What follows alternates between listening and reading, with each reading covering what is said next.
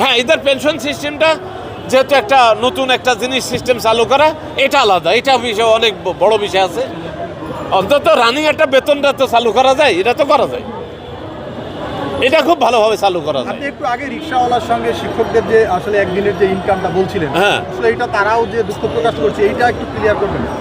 না, একজন রিক্সাওয়ালা তো 1000 টাকা রোজগার করে, তো রিক্সাওয়ালা তো আজকে প্যাডেল ধরলেই আজকে 1000 টাকা।